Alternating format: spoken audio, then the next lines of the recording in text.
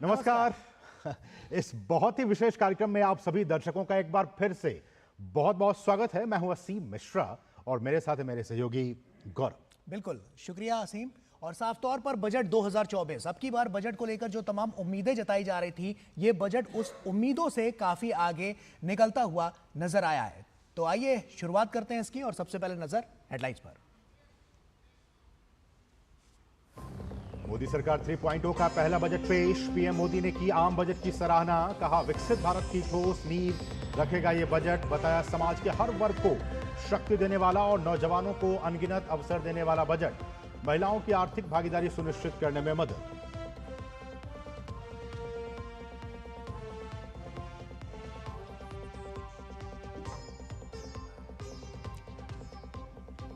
वित्त मंत्री निर्मला सीतारमण ने लगातार 7वीं बार बजट पेश कर तोड़ा मोरारजी देसाई का रिकॉर्ड। बजट के बाद वित्त मंत्री ने अपनी टीम के साथ प्रेस वार्ता में दी बजट की बारीकियों के बारे में जानकारी। कुर्सी बचाने वाले विपक्ष के बयान पर वित्त मंत्री ने इंडी गठबंधन पर बोला करारा हमला। कहा बजट में सभी राज्यों के विकास के लिए किया गया है प्रावधान।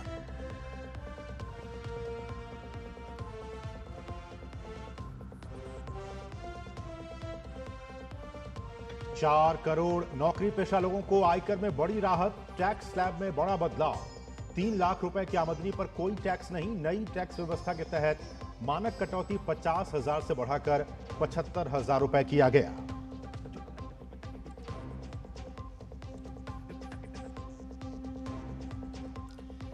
पहली बार नौकरी पाने वाले युवाओं के लिए बजट में बड़ा ऐलान। 5 साल में 4.1 करोड़ युवाओं के लिए 2 लाख करोड़ रुपए के प्रधानमंत्री पैकेज की घोषणा।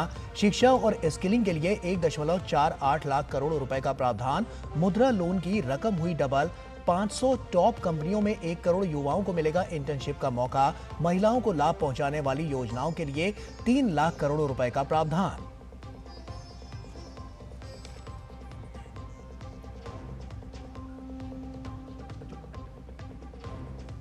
बजट में किसानों को बड़ा तोहफा। कृषि सेक्टर के लिए 1.52 लाख करोड़ रुपए का आवंटन। 32 फसलों की 109 वैरायटी होगी लॉन्च। लैंड रजिस्ट्री पर लाई जाएगी 6 करोड़ किसानों की जानकारी। 5 राज्यों में नए किसान क्रेडिट कार्ड किए जाएंगे जारी।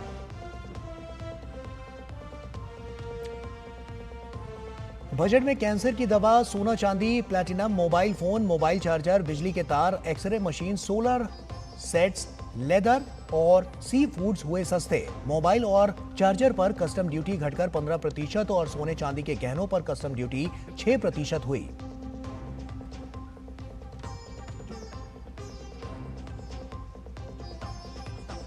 पूर्वोदय योजना के तहत बिहार, झारखंड, आंध्र प्रदेश और ओडिशा को विशेष सौगात। आंध्र प्रदेश को 15,000 करोड़ और बिहार को 57,500 करोड़ रुपए की मदद। चारों राज्यों में इंफ्रास्ट्रक्चर डेवलपमेंट के लिए विशेष योजना।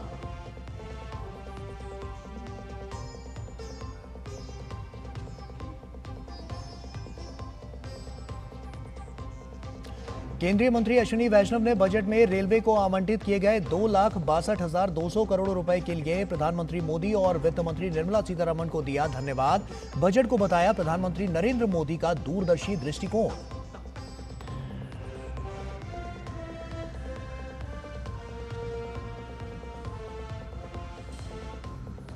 राजनीतिक जगत से लेकर कारोबारियों ने किया बजट का स्वागत। अमित शाह ने बताया जनहितैषी, विकास हितैषी और दूरदर्शी बजट। संसदीय कार्य मंत्री ने कहा बजट हर वर्ग के लिए है खास।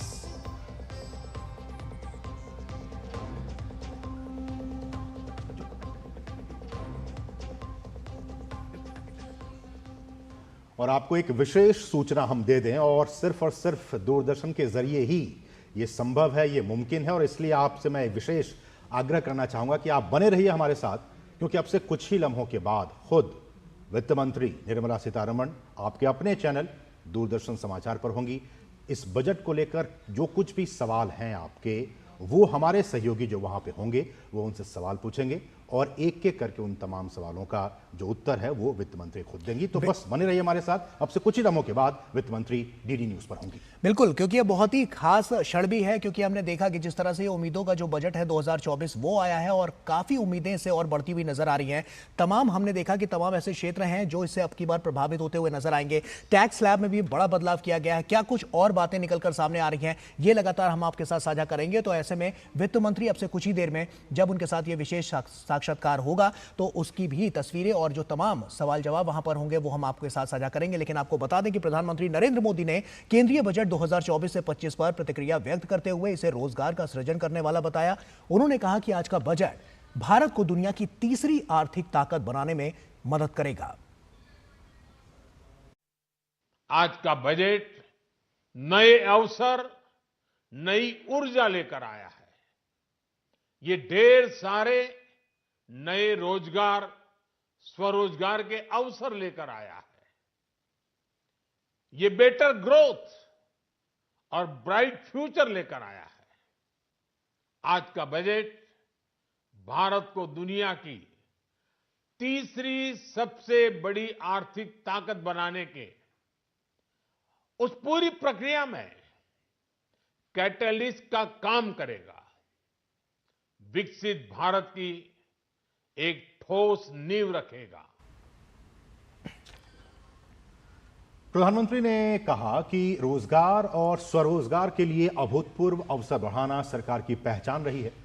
उन्होंने कहा कि बजट में सरकार ने रोजगार से जुड़े प्रोत्साहन स्कीम की भी घोषणा की है।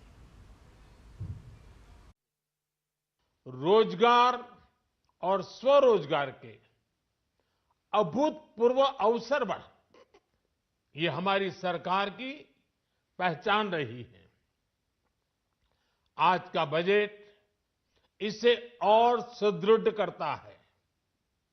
देश और दुनिया ने पीएलआई स्कीम की सफलता देखी है। अब इस बजट में सरकार ने एम्प्लॉयमेंट लिंक्ड इंसेंटिव स्कीम की घोषणा की है। इससे देश में करोड़ों करोड़ों नए रोजगार बनेंगे। इस योजना के तहत जीवन में पहली नौकरी पाने वाले युवा की पहली तनख्वाह हमारी सरकार देगी।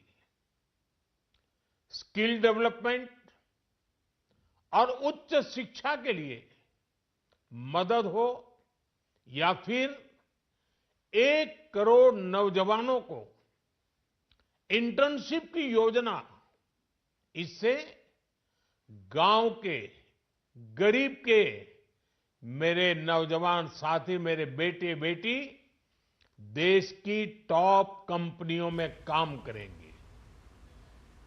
और वहीं प्रधानमंत्री नरेंद्र मोदी ने कहा कि केंद्रीय बजट में गरीबी समाप्त करने के लिए प्रमुख घोषणाएं की गई हैं। उन्होंने कहा कि गरीबों के लिए 3 करोड़ घर बनाना तय हुआ है। देश में गरीबी समाप्त हो, गरीब का सशक्तिकरण हो, इस दिशा में भी आज के बजट में प्रमुख घोषणाएं की गई हैं। गरीबों के लिए 3 करोड़ नए घर बनाना तय हुआ है। जनजातीय उन्नत ग्राम अभियान सैचुरेशन अप्रोच के साथ 5 करोड़ आदिवासी परिवारों को मूलभूत सुविधाओं से जोड़ा जाएगा। इसके अलावा ग्राम सड़क योजना 25,000 नए ग्रामीण क्षेत्रों को ऑल वेदर रोड से जोड़ेगी। इसका लाभ देश के सभी राज्यों के दूर दराज गांवों को मिलेगा। और वित्त मंत्री निर्मला सीतारमण ने अपने 7वें बजट को पेश करते हुए अलग अलग सेक्टर्स में कई बड़े ऐलान किए हैं। लेकिन खास बात यह है कि आम आदमी को कई मोर्चों पर राहत भी दी गई है। एक नजर डालते हैं बजट की कुछ अहम बड़ी बातों पर।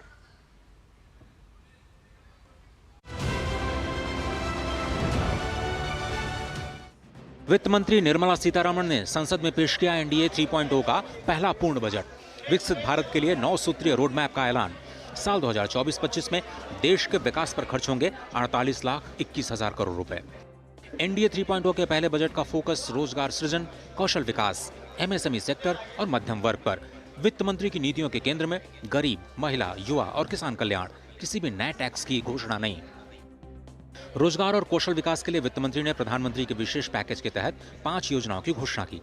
अगले 5 सालों में रोजगार सृजन के लिए खर्च होंगे 2 लाख करोड़ रुपए। 4 करोड़ से ज्यादा युवाओं को मिलेगा फायदा। पीएलआई की तर्ज पर प्रधानमंत्री के विशेष पैकेज में ईएलआई की घोषणा। एम्प्लॉयमेंट लिंक्ड इंसेंटिव के तहत रोजगार देने वाली कंपनियों के लिए प्रधानमंत्री प्रोत्साहन पैकेज के तहत 3 नई योजनाओं का ऐलान। पहली बार नौकरी पाने वालों को सरकार देगी 15,000 रुपए का डायरेक्ट बेनिफिट ट्रांसफर। हर नए रोजगार सृजन पर सरकार ईपीएफओ योगदान में कंपनियों को देगी सहयोग। कौशल विकास के लिए प्रधानमंत्री के नए पैकेज की घोषणा। अगले 5 सालों में उद्योग जगत के लिए तैयार किए जाएंगे 20 लाख युवा।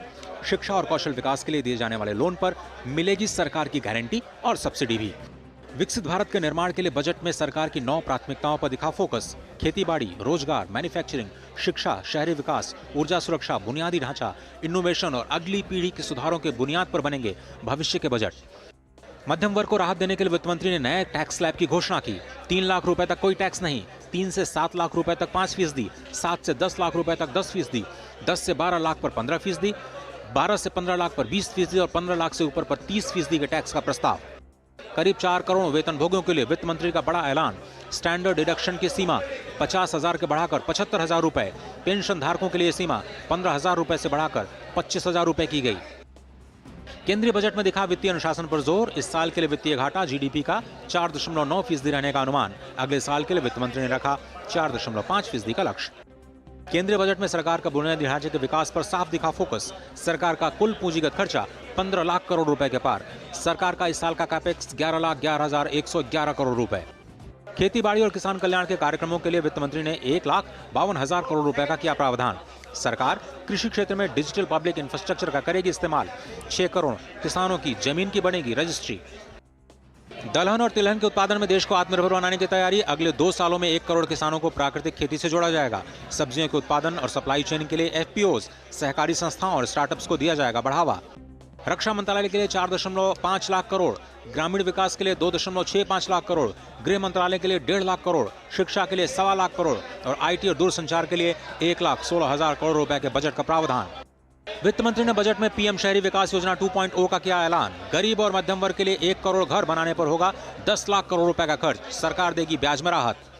बजट में देश के पूर्वी क्षेत्र के सर्वांगीण विकास के लिए पूर्वोदय योजना की घोषणा। बिहार, झारखंड, पश्चिम बंगाल, उड़ीसा और आंध्र प्रदेश के विकास पर दिखेगा खास फोकस। बिहार और आंध्र प्रदेश में बुनियादी ढांचे के विकास के लिए बजट में अलग से प्रावधान। बिहार में बुनियादी ढांचे के विकास के लिए 47,400 करोड़ रुपए का प्रावधान। आंध्र प्रदेश की नई राजधानी के लिए मिलेंगे 15,000 करोड़। बजट में महिला कल्याण पर भी दिखा बड़ा फोकस। देश के विकास में महिलाओं की भागीदारी बढ़ाने के लिए 3 लाख करोड़ रुपए किए जाएंगे खर्च। जनजाति कल्याण के लिए बजट में नई योजनाओं की घोषणा। प्रधानमंत्री जनजातीय उन्नत ग्राम अभियान के तहत देश के 63,000 गांवों में 5 करोड़ जनजातियों के लिए कल्याण की बनेगी नई योजना। एमएसएमई सेक्टर को बढ़ावा देने के लिए सरकार का बड़ा फोकस। छोटे उद्यमों को कर्ज में राहत देने के लिए नई योजनाओं का ऐलान। मुद्रा योजना में तरुण कैटेगरी में कर्ज की सीमा 10 लाख से बढ़ाकर 20 लाख की गई। देश में नवाचार और R&D को बढ़ावा देने के लिए 1 लाख करोड़ रुपए के नए फंड का किया जाएगा प्रावधान। अनुसंधान नेशनल रिसर्च फंड का होगा गठन। स्पेस सेक्टर के लिए 1,000 करोड़ रुपए के वेंचर कैपिटल फंड का प्रावधान। देश में मोबाइल फोन और इलेक्ट्रॉनिक्स होंगे सस्ते। Solar energy, marine products, leather और टेक्सटाइल पर वित्त मंत्री ने घटाई कस्टम ड्यूटी। कैंसर की 3 और दवाओं पर कस्टम ड्यूटी समाप्त की गई। वित्त मंत्री ने महिलाओं को दिया तोहफा। भारत में सोने और कीमती धातुओं की ज्वेलरी